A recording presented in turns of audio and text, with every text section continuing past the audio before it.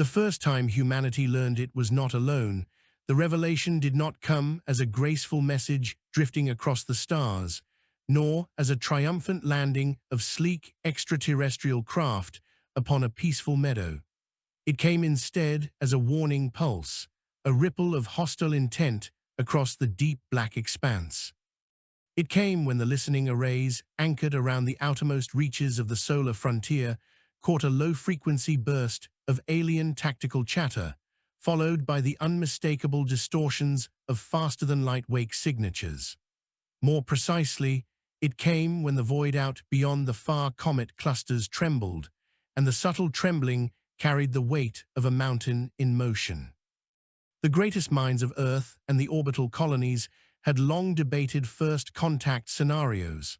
Most imagined wonder, curiosity, mutual respect, or careful observation. There had been conferences and exercises on diplomacy across the Gulf of Species, treaties drafted by hopeful legislators preparing for the day intelligent life might greet humanity as peers. Yet those dreams never accounted for the bitter truth that the galaxy held predators, apex species forged by cosmic violence and sculpted by survival at any cost. When the warning pulse arrived, it brought with it the certainty that the beings on the other side did not come seeking partnership. The first vessels to intrude into the system were not elegant. They were hulking, angular constructs of steel-glint alloy plating and segmented armor that appeared grown more than forged, burdened with weapon arrays that shimmered with dormant energy. The unknown fleet had not come quietly. They did not broadcast credentials nor share their mission purpose. Their arrival was a challenge, perhaps even a declaration of inevitable conquest. Humanity, still young in the space lanes, but fiercely determined to protect its hard-won foothold, reacted with equal parts caution and defiance. At the frontier station, named Horizon Edge, a sentinel structure suspended in the emptiness far beyond the Kuiper boundary, a single figure stood before a panoramic observation window. Command Leader Rowan Argent pressed his gloved hands against the reinforced surface and watched the starlight stretch around the approaching formation. He was tall, broad-shouldered, his age etched into lines of command experience and sleepless vigilance. His ancestry stretched back to mountain-first settlers, those who carved survival out of stone and storm. Approach vector confirms hostile formation integrity, said Tactical Officer Sierra Windle from the main console.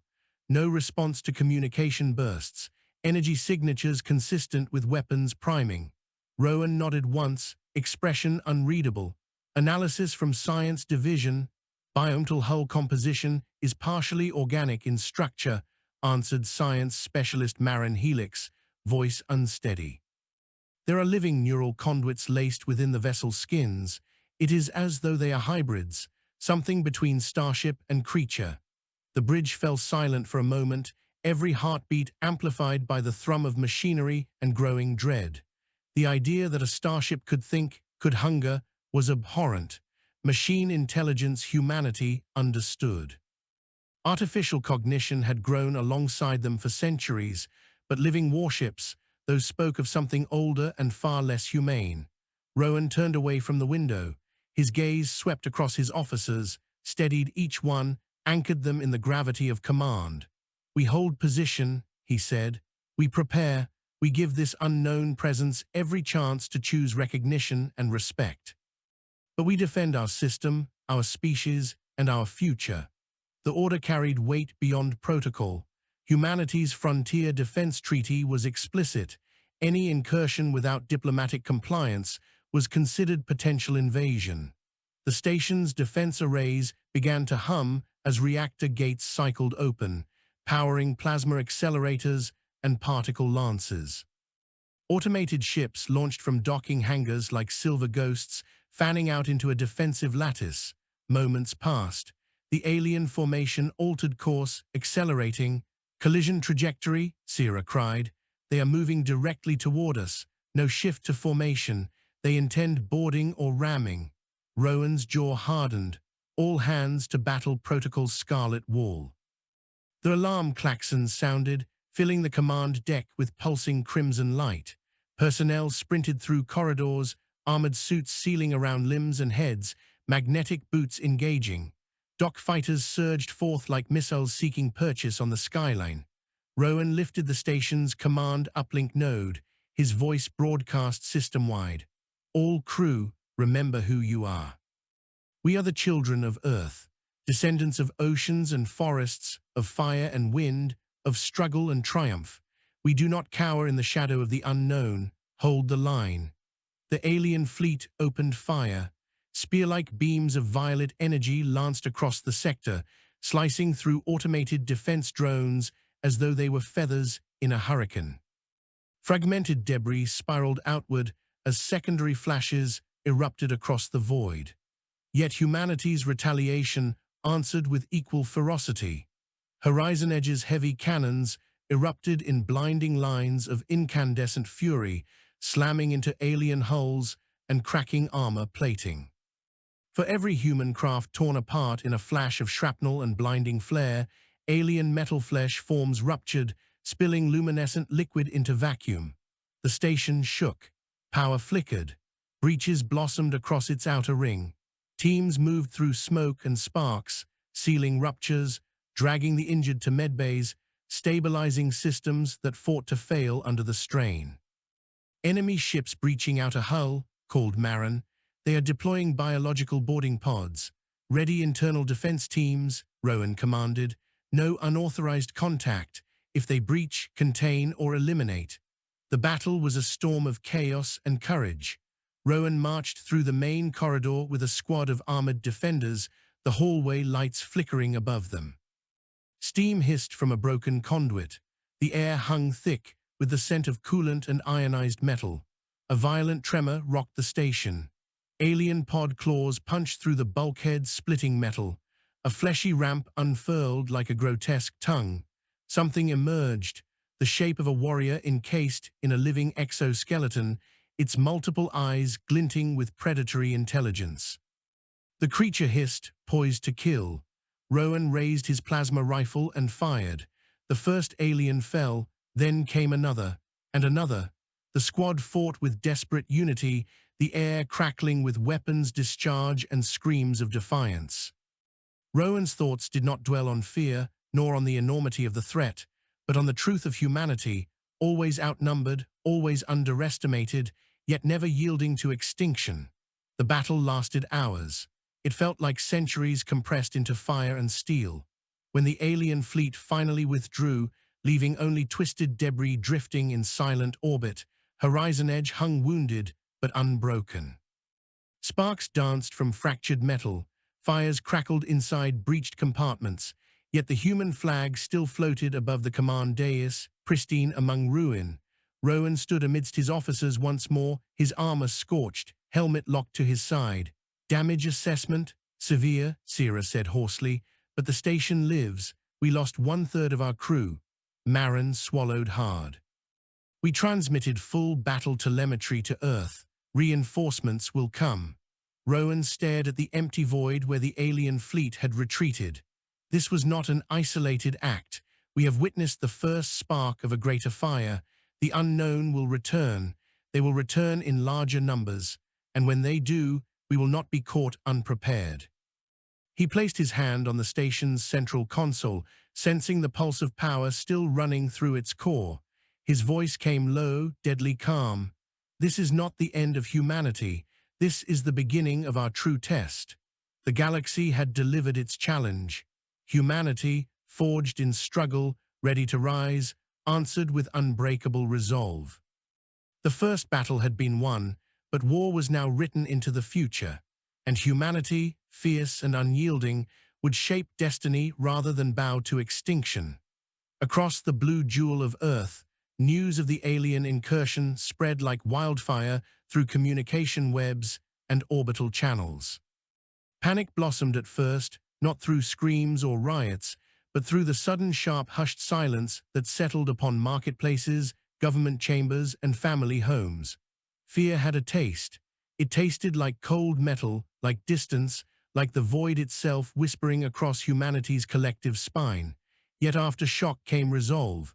humanity did not collapse beneath the weight of dread. Instead, leaders gathered, fleets mobilized, and scientific minds turned with renewed ferocity toward innovation. A species that had mastered its world and reached beyond would not falter when confronted by a new adversary.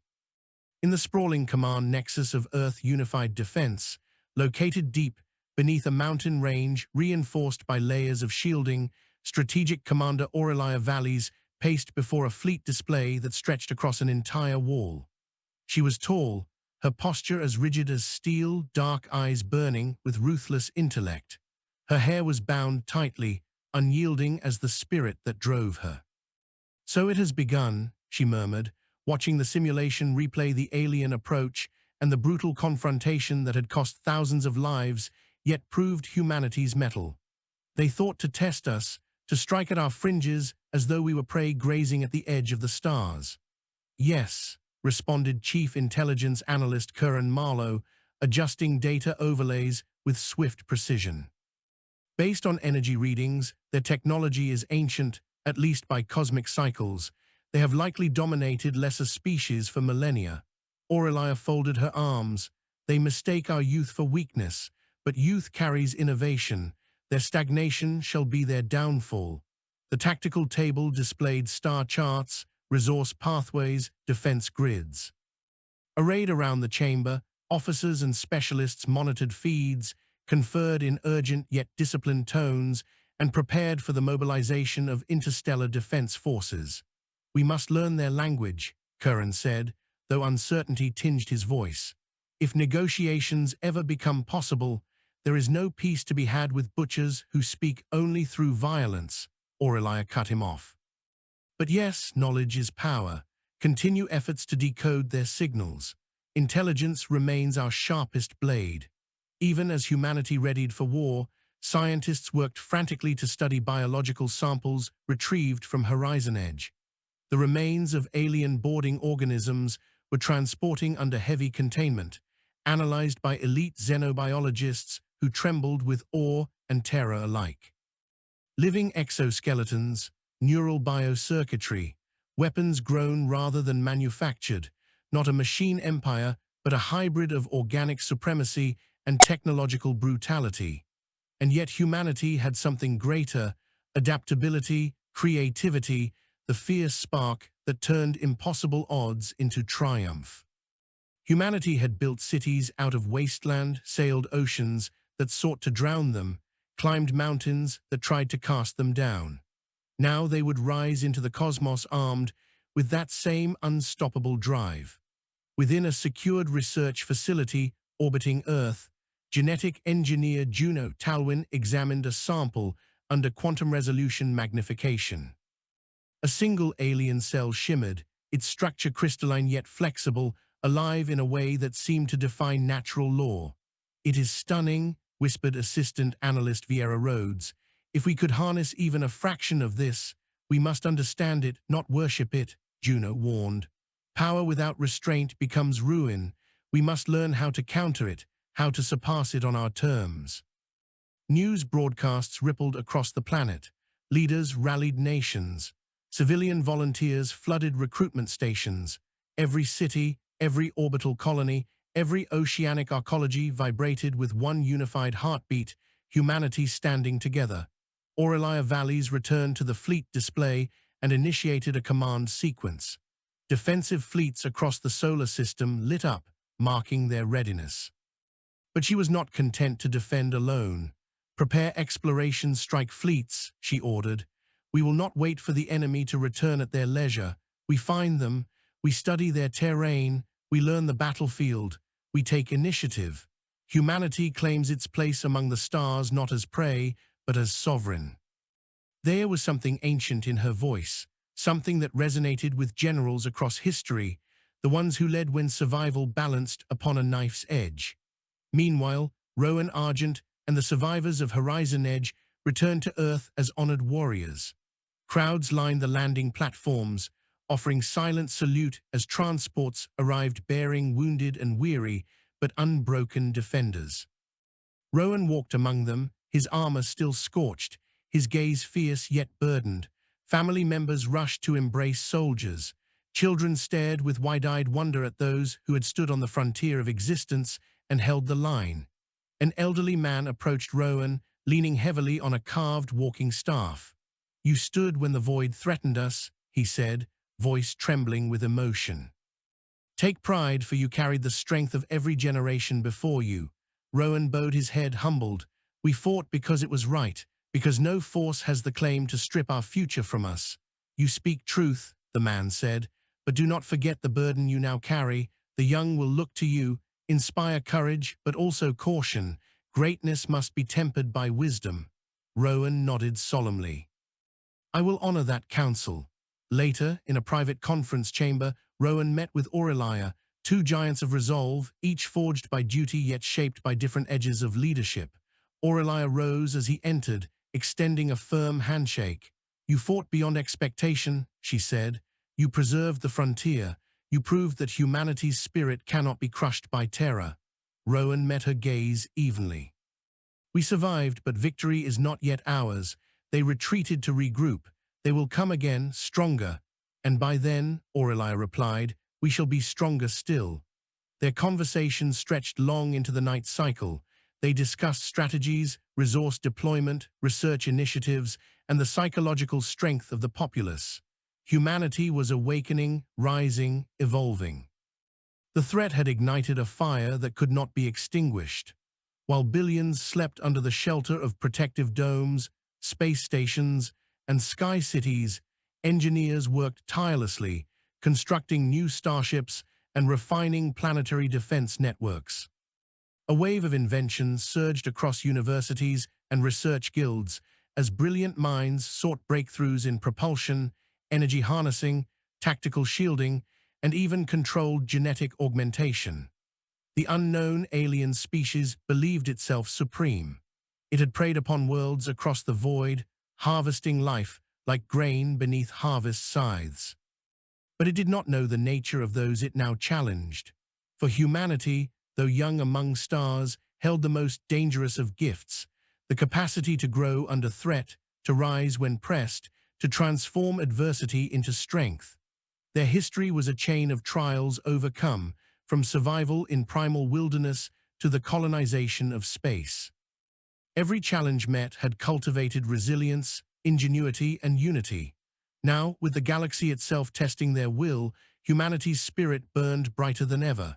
Rowan stood on a balcony overlooking Earth's night side, city lights sparkling like constellations grounded upon soil.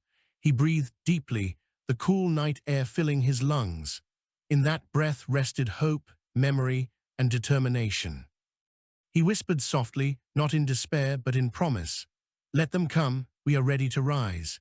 In distant darkness, far beyond known stars, alien war councils gathered, convinced their first strike had shaken the humans. They prepared new fleets, new horrors, confident conquest was inevitable. They did not yet know they had awakened the one force in the cosmos capable of defying fate: humanity. And humanity would not kneel. Across the solar system, construction platforms awakened like colossal mechanical leviathans, harnessing asteroids and comets for raw materials. Orbital shipyards expanded, scaffolding unfolding around skeletal starships that grew with every passing hour. Every hammer strike, every weld line, every pulse of fusion torch echoed with purpose. Humanity had found unity not through decree, but through necessity and shared resolve. The flagship of the new fleet, built to stand at the forefront of the unknown, took shape beneath towering grav cranes. She was a marvel designed not merely as a vessel of war, but as a symbol of human ambition. Sleek titanium ceramic plating, layered energy shields, rail systems along her spine, and an experimental folded space engine beating like a heart in her core. Her name was Vision of Dawn, born from the concept that even in the darkest reaches of space, a spark of humanity could ignite a new sunrise. On the day of her first power cycle, Rowan Argent stepped aboard, boots ringing against pristine alloy decking. Engineers saluted him, technicians bowed slightly in respect, and young starfighter pilots looked upon him as if he were the embodiment of defiance itself. His presence aboard Vision of Dawn marked her not only as a strategic vessel, but as a vessel of honor. Chief Engineer Amara Solene, a woman whose brilliance had already rewritten propulsion theory twice, approached him. Her hair was wild from long hours, her eyes luminous with exhaustion and exhilaration. "She breathes," she said, gesturing toward the glow rippling through the ship's central chambers. "She is more than machinery, she is promise." Rowan nodded, appreciating the sentiment. "How soon before she can fly?" "2 weeks for final calibration," Amara replied. "Then she crosses into the unknown." As Rowan toured the vessel, he paused before the central command platform. Displays shimmered in soft blues and golds. Tactical overlays hovered like living maps of possibility. This was no longer humanity reacting, it was humanity asserting its right to shape events. Meanwhile, on Earth, Juno Talwyn continued her research into alien biostructures. Surrounded by containment fields and observation drones, she examined neural tissue samples suspended in nutrient fields. Her colleagues watched in anxious fascination. "This tissue," she murmured, "was not evolved naturally. It was engineered with intention. Their species merges life and technology at the genetic level. They are not only warriors, they are creators of their own evolution." Vieira Rhodes frowned. "Then they might have no concept of limitation, no boundary between tool and self." "Exactly," Juno replied, "which means their arrogance could be their weakness. They think themselves perfected.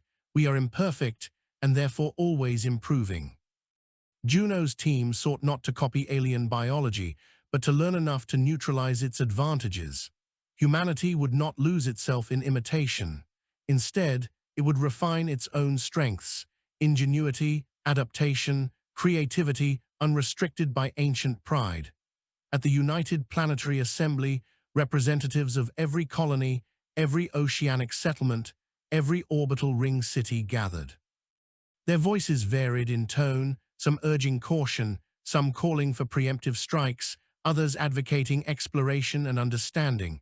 But one thread bound them: humanity would move forward together. Strategic Commander Aurelia Valles stood before them, her voice unwavering.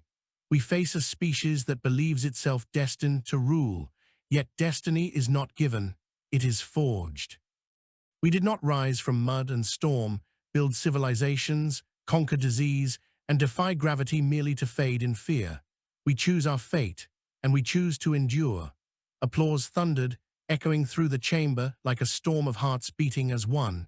Humanity had never been so united, not even in the most pivotal moments of its past. Preparations continued for the first deep range scouting mission. Vision of Dawn would lead 3 escort vessels, Resolute Heart, Meteor Crown, and Horizon Spear. Their objective was not full engagement, but reconnaissance, information gathering, and if the opportunity presented itself, demonstration of strength. Before departure, Rowan visited Horizon Edge, now partially restored, its scars visible yet proud. He walked through corridors once filled with fire and blood. Crew saluted, their faces resolute. Some bore prosthetics grown in med bays, adaptive limbs powered by neural link. Others carried marks etched by survival. Rowan paused in the very chamber where the first alien breach had occurred. He placed his hand on the repaired hull. Memories surged: fear, fury, hope. "You showed me our strength," he whispered, voice barely audible, "and I will show the galaxy." He left the station knowing it represented the beginning of a new chapter in human identity, no longer isolated, no longer naive. Humanity now understood its reality. Among stars, strength must be claimed. When Vision of Dawn launched, the solar system watched. Civilian ships lined safe viewing corridors. Families held children aloft. Cheers echoed across orbital stations and planetary cities. Rowan stood on the bridge. Aurelia's holographic presence appeared beside him. "Your mission will define the course of this war," she said. "Return with knowledge, return with purpose, return victorious." Rowan bowed his head. "For Earth, for every life under our sky, for all of humanity," Aurelia answered.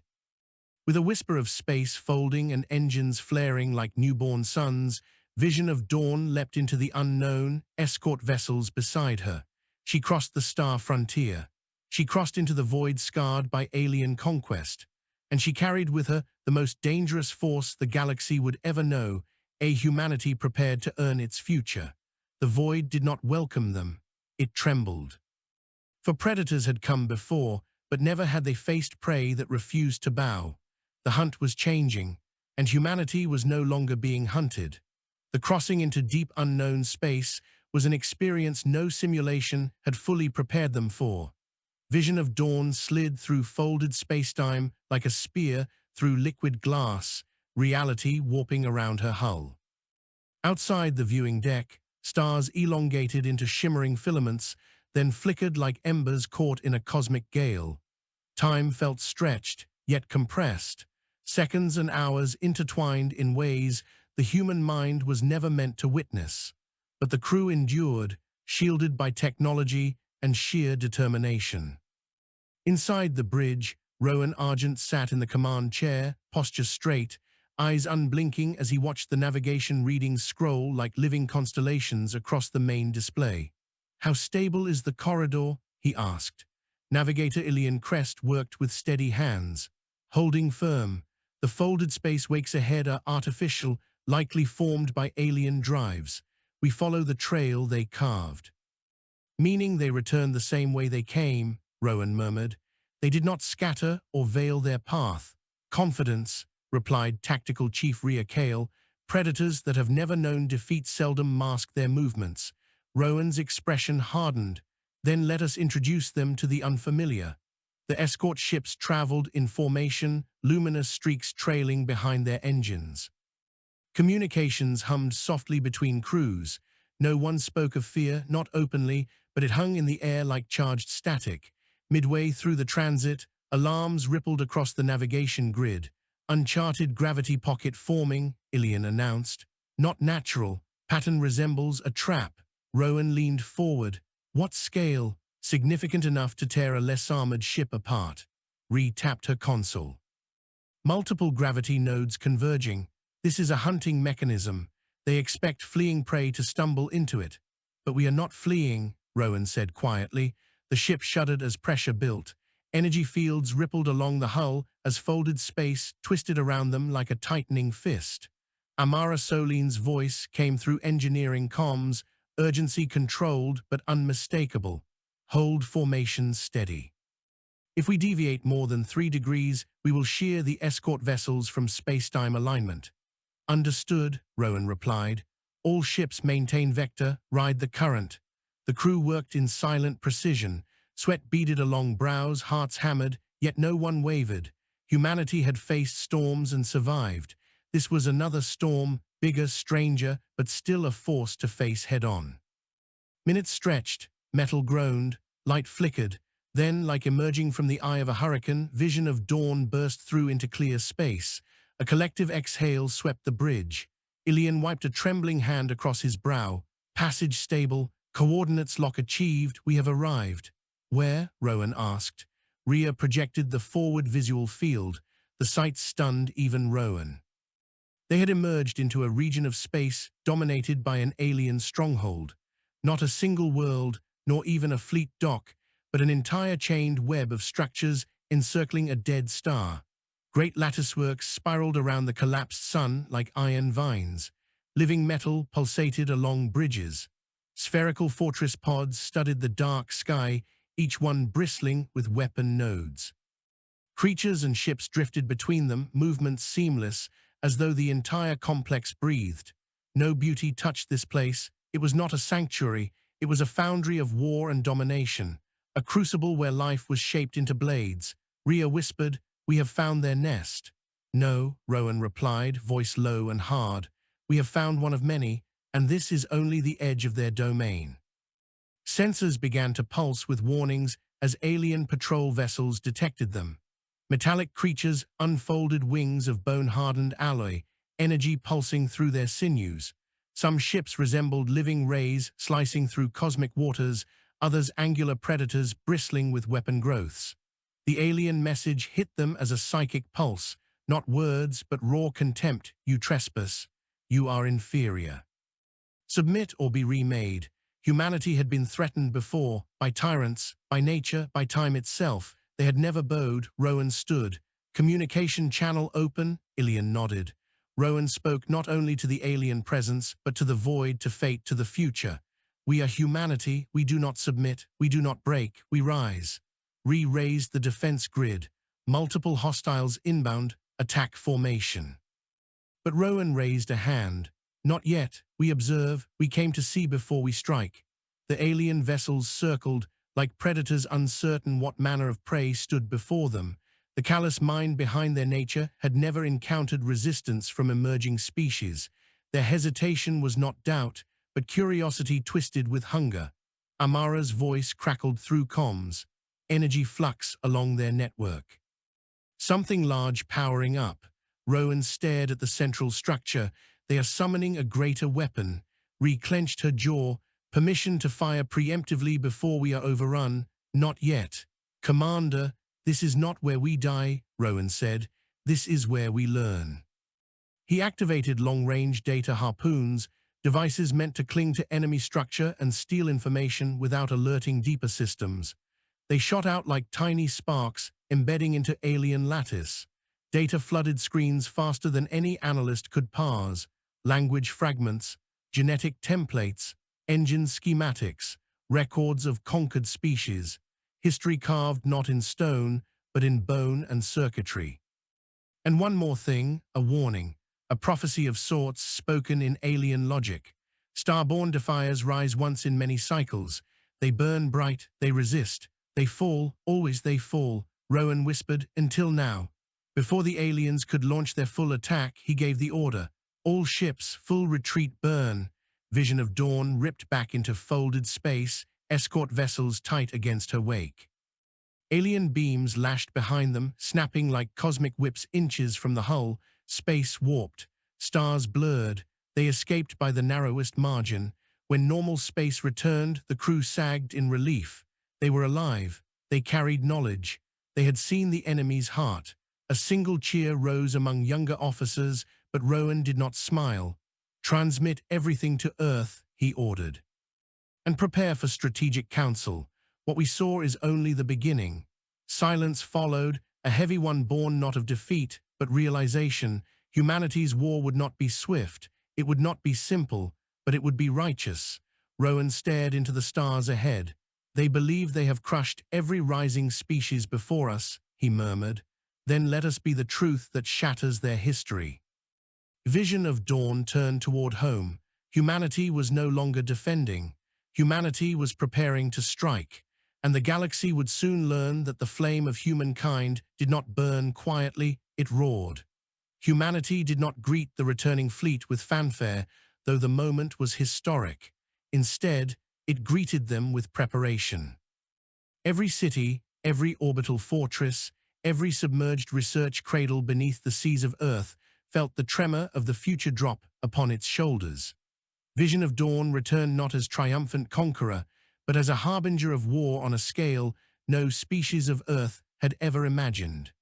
The docking bay doors of Earth Unified Command opened like colossal metal gates, revealing sanctum. Gravity stabilizers thrummed, atmospheric seals hissed.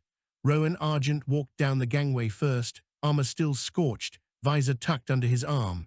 Those waiting for him were not cheering crowds, but leaders, scientists, officers, and forged minds hardened by duty. Strategic Commander Aurelia Valles met him at the base. Her expression was unreadable, carved from stone and resolve. "You bring knowledge?" she asked. "I bring truth," Rowan answered, voice weighted. "The enemy is not a single empire. It is a civilization forged by conquest beyond imagination. They have dominated stars older than our world. Yet you returned alive," Aurelia observed. "They are not omnipotent." "No," Rowan replied, "but they believe themselves inevitable. Then we will make inevitability bleed." They walked together into the command hall, where holographic displays of alien fortress structures spun in eerie projection. Scientists whispered amongst themselves, unable to disguise their awe and dread. Genetic engineer Juno Talwyn stood near the central display, holding a datapad shimmering with alien biological schematics. When Rowan and Aurelia approached, she greeted them with a nod, her face pale but composed. "You truly saw this place?" she asked Rowan. "A living fortress around a dead star?" "Yes," Rowan answered. "A construct and organism at once. They build not with industry alone, but with living tissue engineered into obedience." Juno's fingers tightened around the datapad. "I have analyzed the samples retrieved before launch and matched them to the data your ship collected. Their biology is weaponized evolution, adaptive, predatory, and designed to feed on conquered life. We are facing a species that grows through consumption." "Parasitic empire," Aurelia said. "No," Juno replied. "Not parasites. Parasites feed without necessarily seeking destruction. This species extracts value, transforms victims into components, and discards the remainder.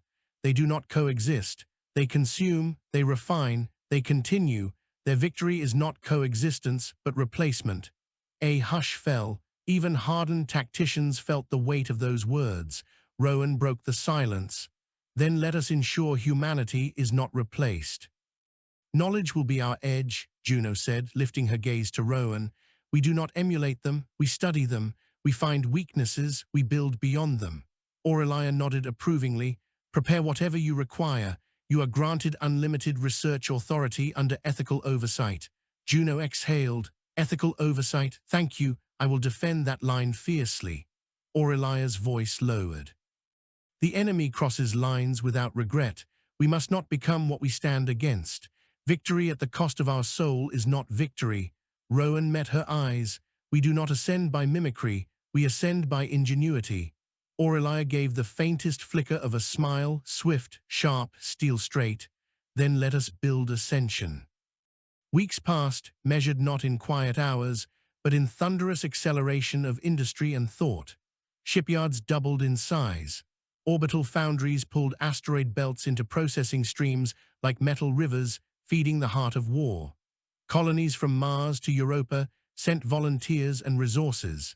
Even remote sky cities drifting in Venusian atmosphere contributed research cores and atmospheric fuel. Humanity, once divided by borders and ideology, now stood as a single species tempered by existential necessity. On the training plains of Lunar Command, legions of warriors drilled under stark white sunlight. Armor exosuits hummed as troopers practiced movement in low gravity, perfecting maneuvers for combat in alien environments. Instructors barked orders with unyielding intensity.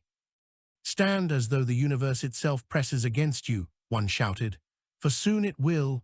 Elite pilots soared through magnetosphere simulators, practicing rapid fold maneuvers, evasive flight, and formation cohesion under extreme gravitational interference.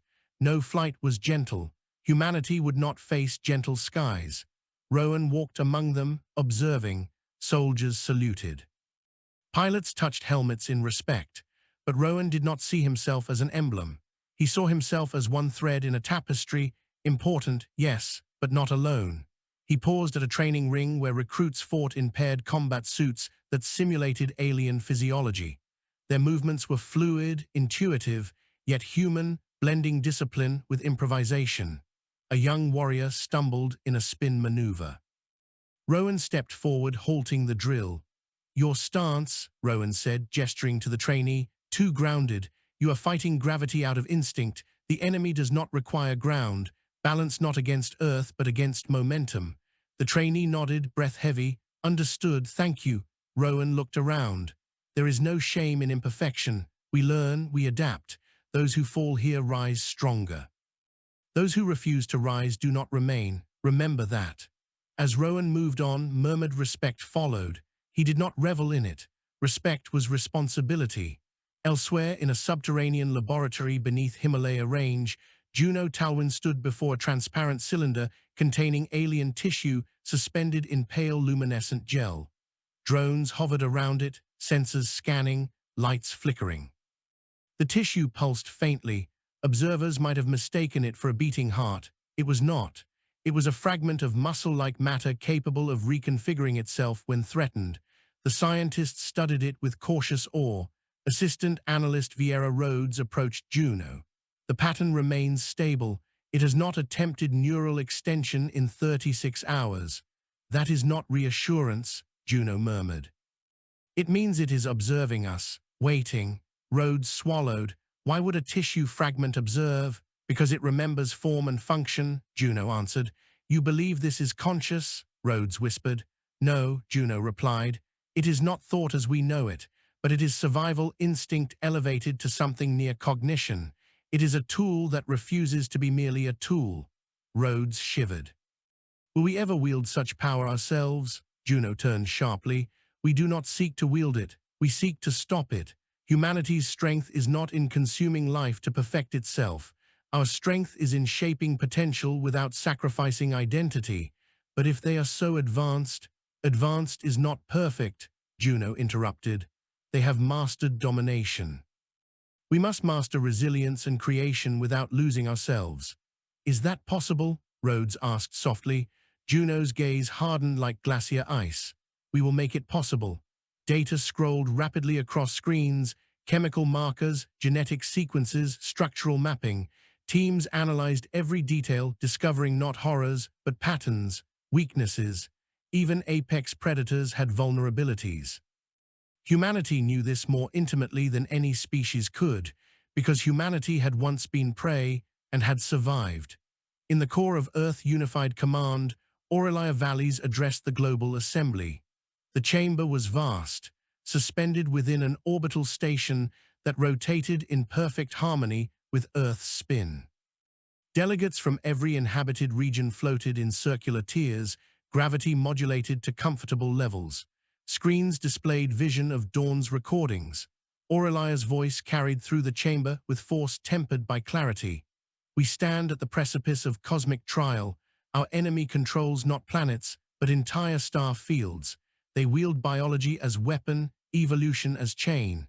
They claim inevitability. Her gaze swept the assembly.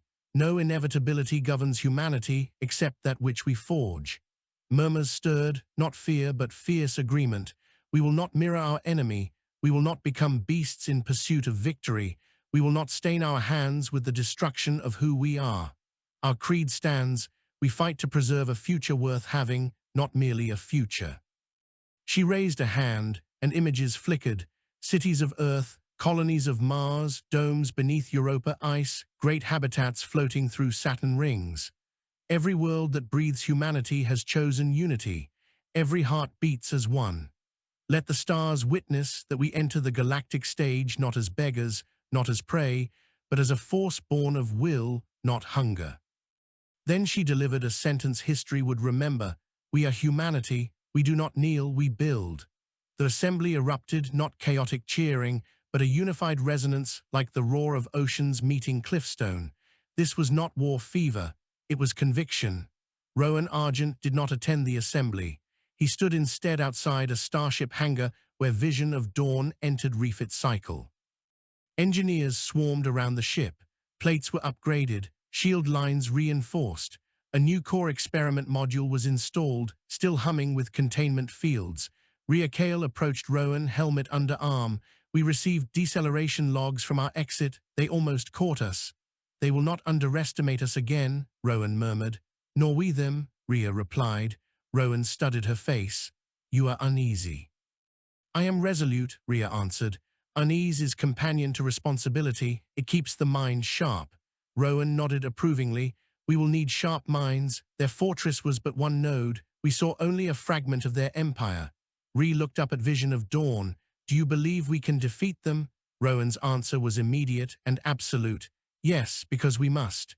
Rhea allowed a small breath of relief. Then I follow you into every star that burns. You follow humanity, Rowan corrected. I am only its servant. And a good one, she said softly. Rowan did not respond. Praise weighed more heavily than burden. He turned away, gazing into the cosmos beyond atmosphere. We tread a path no species like ours has walked before, but we do not walk alone. Every ancestor stands with us. Every child yet unborn relies on us. His hands clenched. We do not fight for dominance. We fight for existence with dignity. A whisper of wind from climate regulators swept across the landing platform like the breath of Earth itself. Inside the refit bay, Amara Solene oversaw the new drive array. This module enhances folded space traversal and shields against gravitational traps, she explained to Rowan and Rhea. Learned from our near failure, never again will we follow their corridor blind. What powers it? Rowan asked. A fusion lattice combined with quantum filaments stabilized through synthetic resonance crystals, Amara answered. Rhea raised a brow. Meaning? Amara smirked. Meaning it will either open new doors or tear a hole through reality. Rowan stared at the shimmering mechanism. Do we have choice? No, Amara replied softly, but we do have courage. Rowan nodded. Then we accept the risk. Training continued. Research continued. Construction continued. But something else began, something quieter, yet more powerful than steel and science. Culture shifted. Painters captured starships as angels of will. Poets wrote not of dread, but of defiance and hope. Children in learning halls practiced languages of unity, studied science as call to duty, and drew solar systems filled with human cities. A generation was being forged, not in fear, but in purpose. Across Earth's night skies, lights danced as orbital factories launched new constructs. Cities glowed not with panic, but with intensity. Humanity was not hiding. Humanity was preparing. One evening, long after strategic briefings ended and simulations shut down, Rowan walked through a quiet citadel garden in Earth Command. Artificial moonlight bathed synthetic blossoms engineered to thrive in low-atmosphere domes. He sat on a stone bench beneath a tree whose branches shimmered with bioluminescent leaves. Aurelia Valleys approached. No guards, no entourage, only gravity in her step. You stand apart tonight, she observed. Not apart, Rowan said, reflecting a moment to breathe before we march again. Aurelia sat beside him. Do you fear? Yes, Rowan said simply. Fear shapes caution, cowardice surrenders. Fear endures, cowardice destroys. Aurelia nodded. And hope? Hope is the fire we carry, Rowan answered. Not blind, not naive, hope earned. Aurelia looked toward the stars. When we rise to confront them, what shall humanity carry? Weapons alone, resolve alone, memory, Rowan replied, of ocean waves and wind across fields, of laughter and sorrow. Of mountains carved by time and cities raised by hands. They build strength through devouring. We build it through enduring, through legacy. Aurelia closed her eyes briefly. Then we fight not only for survival, but for the right to exist as ourselves. Yes, Rowan whispered, our greatest defiance is to remain human. They sat in silence, not the silence of dread or sorrow, but the silence of warriors before dawn. Then Aurelia rose. Tomorrow we escalate training to new levels. The fleet expands. Your ship leads the first coordinated strike exercise. Rowan stood. Humanity rises. Aurelia touched his arm briefly, not affection, but solidarity, and the stars shall witness. They parted, walking separate paths, yet bound by shared mission. Later that night, Rowan returned to his quarters. He reached for the window control, lowering shields so he could see Earth spread below, vast swathes of forest recovered by sustainability efforts, oceans glowing with biolite fisheries, cities shining like constellations on soil. This world, this cradle of breath and stone, was worth every sacrifice. His voice was barely a whisper. We rise, for every life here, for every story yet unwritten. Behind him, a message indicator pulsed. He turned to read it. It came from the distant research base where Juno worked. We have discovered pattern in their nerve lattice. It is not invincible. It is predictable. We will exploit it. Rowan's pulse quickened. Our first true advantage. He responded, proceed, carefully. Humanity will not win by losing itself. Juno replied merely, never. Rowan looked once more to Earth. Then he slept, knowing dawn would bring decisions that carved destiny. Humanity did not seek conquest. It sought survival with grace, existence with spirit, future with honor. Yet when threatened, it would become the storm. And storms did not bow. War preparation reshaped every waking moment across the reach of human space. What was once peaceful colonization and scientific aspiration transformed into mobilization on a scale that stunned even the most seasoned commanders. Shipyards glowed with molten alloys night and day, orbital platforms churned with supplies, and entire continents turned into recruitment and training fields. Humanity's pulse raced, driven not by fear, but by fierce purpose. Rowan Argent stood at the viewport of Central Command Tower, gazing upon the fleet spread below. Dozens had grown to hundreds, and hundreds were becoming thousands. Vessels of multiple classes drifted like steel constellations around the world, each forged with urgency and defiance. Light glimmered across hulls shaped for endurance, power, and relentless advance. Amara Solene joined him, carrying a data slate heavy with engineering progress logs. "Production capacity has increased again," she reported. "New foundries in the fifth orbital ring are operational. Plasma conduits are stabilizing, and reactor cores are ahead of schedule."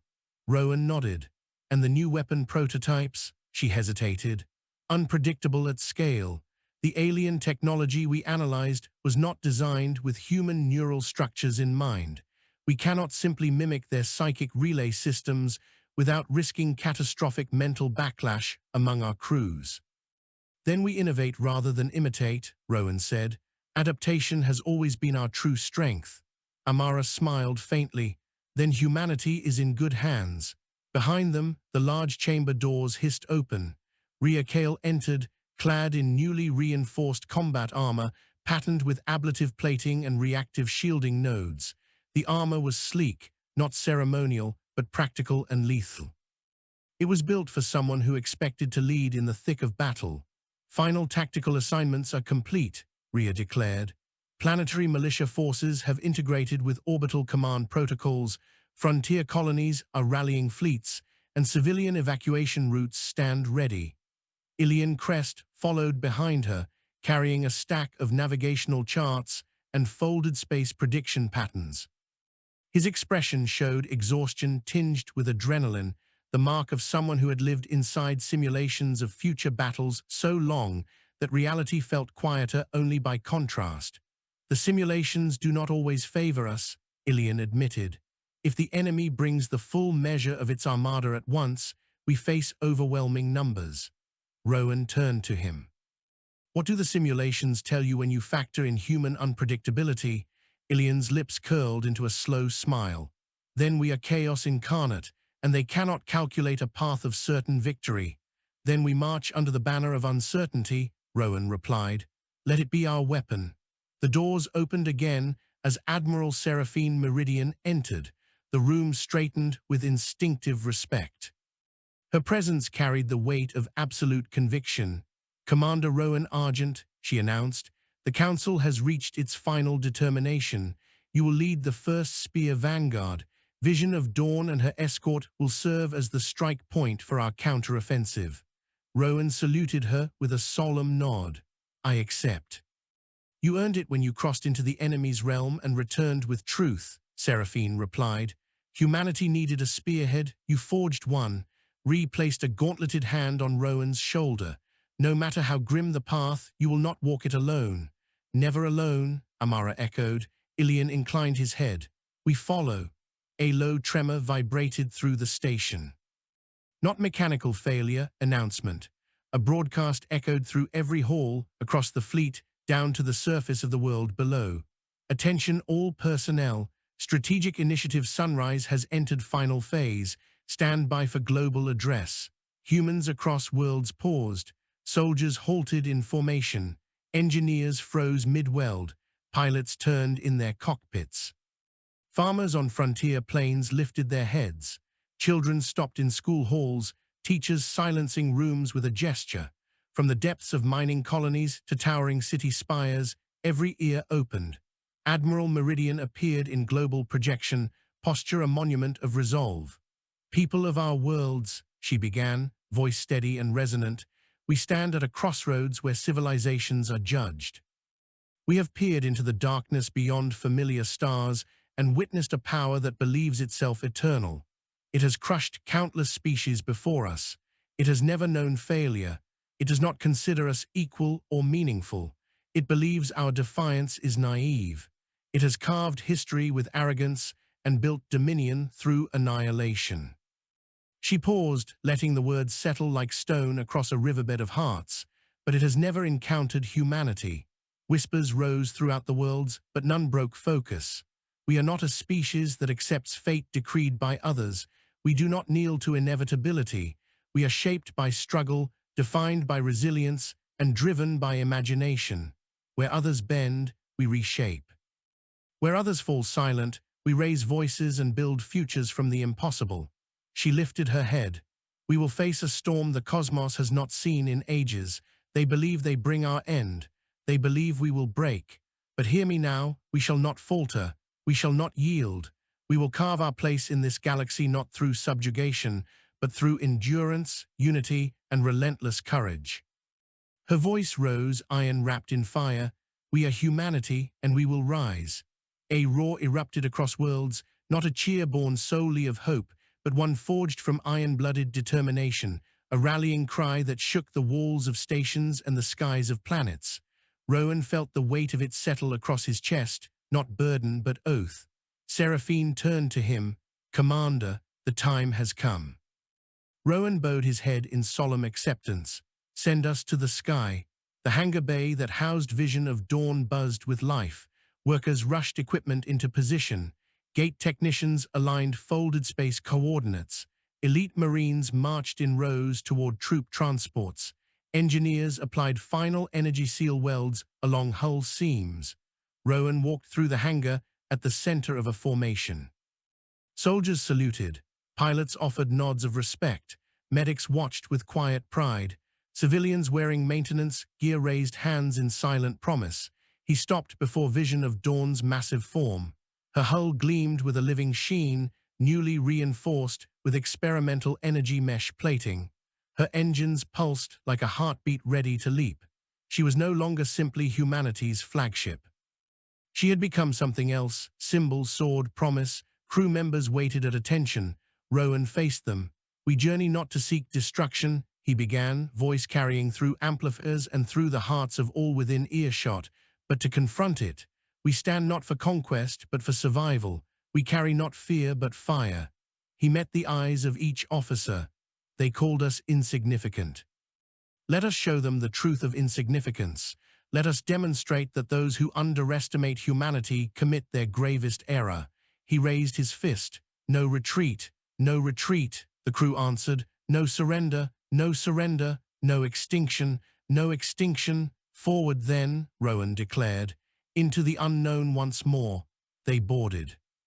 Vision of Dawn launched with thunderous force, flanked by escort vessels arrayed like wolves around an alpha. Gravity wells pulsed open in space ahead, shimmering waterfalls of folded dimensions ready to swallow and redirect their mass. Engines roared. Thrusters burned blue-white. Combat formations locked in place. Admiral Meridian's voice echoed across all channels. "First Spear Vanguard, proceed." Rowan sat in the command chair. "Engage." Space folded, light bent. The fleet hurled itself across the void, chasing a path carved once by invaders and now by those who refused to bow. The journey this time felt different. Not exploratory curiosity, but sharpened momentum. The crew did not stare in awe at warped stars. They glared, as if daring the universe to defy them. Ilian monitored the corridor. Fold stability within tolerance. Estimated arrival in 0.9 cycle units. Re-cracked her knuckles, armor humming with power. "I hope they remember us." Amara adjusted energy flow parameters. "If they do not, they will soon." Rowan closed his eyes briefly, letting the hum of the engines and the tension of his crew settle around him like armor. "Prepare for contact." The ship burst from folded space, and the alien stronghold awaited. The structures around the collapsed star pulsed with malignant brilliance, tendrils of living alloy tightening like muscles ready to strike. Their fleet had already formed ranks, waiting in cruel anticipation. Creatures' ships unfolded gleaming wings, organic plating flexing. Energy crackled along spinal cannons and bioluminescent eyes glowed with predatory certainty. They remembered humanity. A psychic pulse tore outward, not words, but contempt sharpened to blade edge. "Insolent spark returns. We extinguish now. Rowan rose slowly, expression serene like a mountain before storm. We came not as sparks, we come as wildfire. He pointed forward. All ships advance and fire. The battle began. Energy beams lanced across blackness, plasma and kinetic slugs streaking like meteors, shield fields flaring in brilliant bursts. Alien vessels shrieked through space on living wings, firing pulse tendrils and gravitic spears. Human cruisers answered with rail batteries and particle storms. Starfighters swirled in lethal dance patterns, weaving death spirals between hulking leviathans. The enemy moved with predatory grace, honed over millennia, but humanity moved with defiance, unpredictability, and stubborn, burning will. A colossal alien warform charged, its hull rippling like muscle under skin. Rhea locked firing solutions. Target their spinal node. Fire, Rowan commanded. A torrent of explosive rounds hammered the creature's spine, cracking plated armor. Amara rerouted power to piercing emitters. Hyperlance, firing, a blinding spear of light punched through the warform's cranial core. It convulsed, flailing cosmic tendrils before collapsing into drifting shrapnel. Another incoming at starboard, Ilian shouted. Rowan pointed. Intercept, human escort frigates swarmed, torpedoes colliding with alien limbs and cannon clusters. The warform attempted to adapt, wings reshaping, but human strike craft dove beneath its defenses, detonating fusion devices along neural seams. It died screaming into the void. But more came. Larger, deadlier, one monstrous vessel loomed, the largest yet seen. A living dreadnought shaped like a colossal armored serpent, bristling with thousands of weapon spines. Its psychic presence seeped into the mind like ice, whispering promises of submission and despair. Rhea's face hardened. That is their command, Leviathan. Then we end it, Rowan said. The Leviathan fired a gravitational lash. It tore through a human battleship, crumpling steel like softened clay. Souls perished in an instant, yet the rest of the fleet did not waver. Instead, fury ignited. Rowan stood. Bring us in close, prepare boarding assault. Rhea blinked. You intend to board that monstrosity? Yes, Rowan replied. We are not here to swat at claws, we strike at the heart. A spark lit in Rhea's gaze. Then let us carve into it. Vision of Dawn surged forward, shields flaring as beams raked her hull. Marines assembled in drop hangars. Detonation pods armed. Mag boots clamped. Shoulder cannons primed. Their breathing grew heavy with anticipation. Rowan took his place among them, Rhea at his side, Amara behind, carrying demolition charges and interface tools. Ilian remained at the bridge, voice crackling over squad comms. Trajectory locked, hull breach vector optimal, divine luck guide you. We make our own, Rowan answered. The ship slammed into the Leviathan with a force that shook bones, hull-piercing prongs anchored, doors blew open. The boarding team surged into alien flesh-steel corridors alive with pulsating veins and chittering movement. Creatures erupted from walls, skittering on blade limbs. Marines fired, armor shielding sparks and biofluid splatter. A soldier fell, impaled, but the line held. Row by row, meter by meter, they fought, not against machinery alone, but against living hatred. Rowan led at the front, blade rifle carving arcs of burning precision. Rhea cleaved a creature twice her size with a roar. Amara jammed an interface spike into a neural junction, frying a psychic conduit with a burst that sent shockwaves down the corridor. They reached the core chamber. There, suspended in viscous energy, floated the alien mind node, vast, pulsating, a grotesque network of interlinked nerves, glowing with triumph and awe. Its psychic voice rippled through their skulls. You defy pattern, you corrupt cycle. Impossible thing, you choose ruin. Rowan stepped forward. No, we choose freedom. The node trembled, confusion bleeding into rage. You are temporary, we are eternal. Rowan raised the final charge. Every eternal tyrant has fallen to those who refuse chains. He pressed the activation rune.